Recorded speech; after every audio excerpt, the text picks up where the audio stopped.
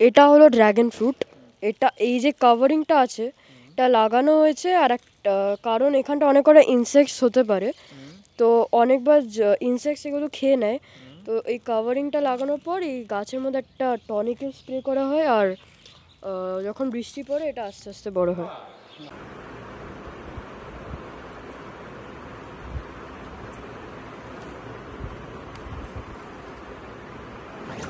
প্রিয় দর্শক, এই মুহূর্তে রয়েছে আমি দক্ষিণ চব্বিশ পরগনার বারুইপুর এলাকায়, এবং বারুইপুরে আমি যেখানটায় দাঁড়িয়ে রয়েছি এটি একটি বিশাল ড্রাগনের বাগান।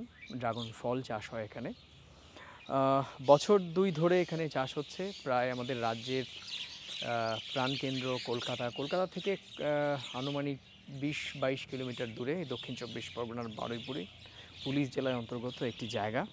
সেই জায়গায় কিন্তু প্রায় নীরবে নিভৃতে চাষ হচ্ছে এই ড্রাগন ফল। আপনি জানেন যে ড্রাগন ফল ইতিমধ্যেই যারা ফল পছন্দ করেন তাদের কাছে অন্যতম একটি প্রিয় ফল। ড্রাগন ফল মূলত লাল রঙের হয়, কিন্তু এছাড়াও হলুদ রঙেরও ড্রাগন ফল হয়, এবং এই বাগানটিতে কিন্তু লাল রঙের ড্রাগনের পাশাপাশি হলুদ রঙের ড্রাগন ফলেরও চাষ হচ্ছে।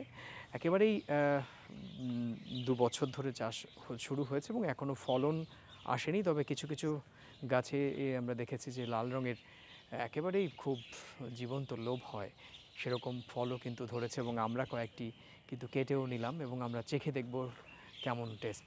নিঃসন্দেহে ড্রাগন ফলের উপকারিতা নিয়ে বলার আর অপেক্ষা রাখে না। পছন্দসই ফেভারিট যারা ফল পছন্দ করেন তাদের কাছে কিন্তু ড্রাগন ফল ইতিমধ্যে দারুণ জনপ্রিয় হয়ে উঠেছে।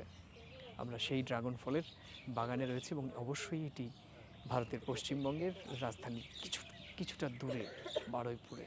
আমরা এই ড্রাগন ফলের এই বাগান নিয়ে আমরা বিস্তারিত কিন্তু আমাদের এই প্রতিবেদনে তুলে ধরব।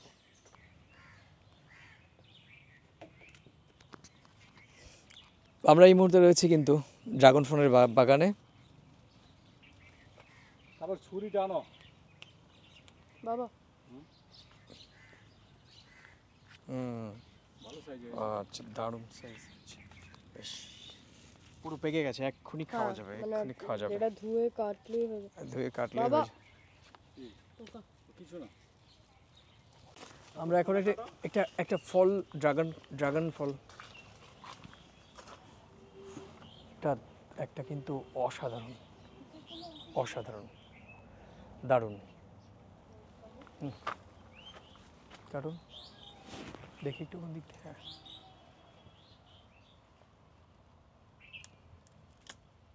বেশ, ও নাইস। সাইজটা কিন্তু অনেক বড়, ভালো, দারুণ।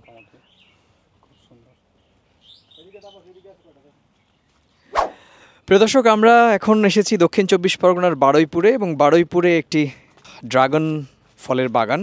আমার সঙ্গে রয়েছে রুদ্র। এটা হলো ড্রাগন ফ্রুট। এটা এই যে কাভারিংটা আছে এটা লাগানো হয়েছে আর একটা কারণ এখানটা অনেক কটা ইনসেক্টস হতে পারে, তো অনেকবার ইনসেক্টস এগুলো খেয়ে নেয়।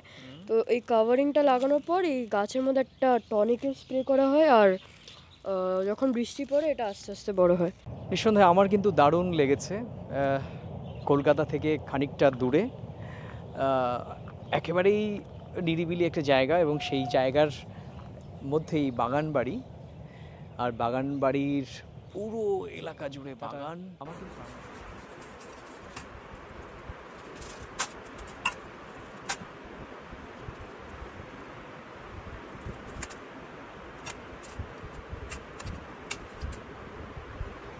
আমার কিন্তু দারুণ লাগলো। আর পুরো প্রতিবেদনটা দেখে আপনাদের কেমন লেগেছে সেটি জানাবেন। ভালো থাকবেন, সুস্থ থাকবেন, এবং অবশ্যই নিরাপদে থাকবেন। টাটা।